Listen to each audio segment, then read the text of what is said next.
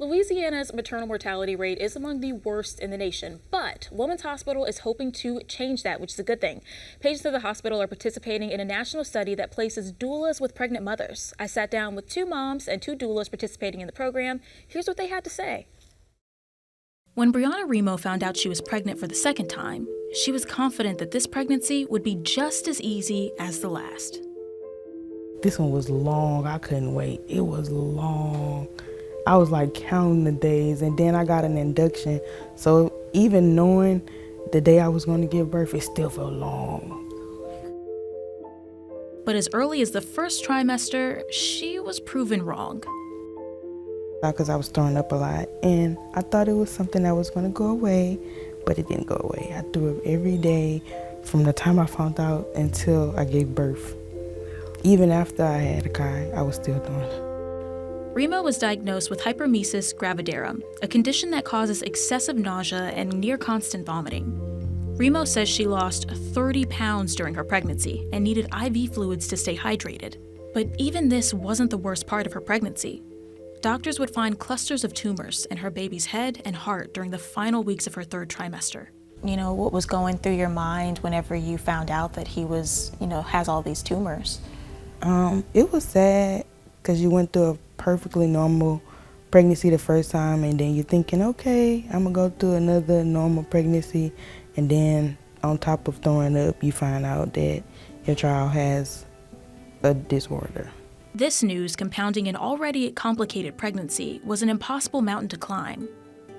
Luckily, she didn't have to do it alone. Remo was selected as part of the Well Mamas Initiative, a study conducted partly at Women's Hospital that placed pregnant mothers with doulas. Charles Burks and Ashika Tobias are 2 of the community doulas on the project. You know, when people hear the word doula, they probably also conflate it with the word midwife, but there's definitely a difference. Yes. What is the difference? So a midwife is a medical professional. You know, they can assist the birth and take the lead role. You know, they're going to do everything to make sure that mom and baby stays safe. They also are responsible for the prenatal care, catching baby, labs. So if you're in a home birth setting or a birth center setting, you may see a midwife over an OB or, obstetrician. As a doula, we support the moms wherever they go. The goal was to minimize poor outcomes for pregnant mothers of color, like Remo. What was your first meeting like with Brianna?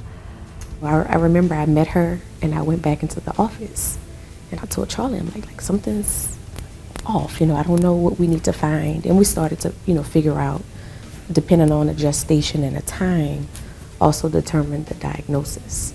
So what we started to do is relay that information to Brianna. So that she could get the care that she needed. The doulas in this project are given 5 objectives to check for: mental health, social support, heart health, safety, and drug abuse. But Remo says the support felt like so much more than that.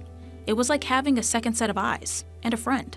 We just felt like we was already getting over one milestone, and we only had about 10 weeks left, so we was almost at the finish line. And whenever I initially was finding out about everything, Ashika was there. She even took off and came to one of my cardiologist appointments that I had at another hospital. The emotional support is one part of the equation. The knowledge these doulas afford is the other. This is Brianna Burke. She's another mother selected for the study. She says Charles Burks helped her understand treatment plans during her pregnancy. I'm the type of person that doesn't ask doctors questions at all. So do you have any questions? No. So I would never ask them. And if I did, I would text her, hey, what is this? Mm-hmm. Or she would even go over it and I wouldn't have to ask about it. When they're around us, just kind of relax after some time, because at the end of the day, we have to build that rapport as well. But I will say, she bridged that gap. Doulas aren't just a unique study pioneered by Women's Hospital. Years of data show that this practice provides better health outcomes for pregnancy. According to March of Dimes, a nonprofit organization focusing on improving childbirth, doulas are associated with fewer C-sections, shorter time in labor, and overall fewer negative childbirth experiences. Yeah! What you got to say? What you want to talk about today? The doulas assigned at Women's Hospital will continue to support both Remo and Burke for 1 full year after birth, helping with questions and monitoring their mental health. There'll be other things that they may not reach out to us about, and we well equipped to help them understand it. And they may not even know that we came. It's like, oh, I thought you was just birthed. No, we all it. It's the whole experience. The study will conclude in 2027, but by then, Ashika hopes that doulas are more accessible, especially in states with poor mental health outcomes, like Louisiana. There's a program out in Opelousas. There's many programs in New Orleans. So I think the biggest thing is just not stopping at, I want a doula, but actually going out there to try to find a doula. There's many of us all throughout Louisiana.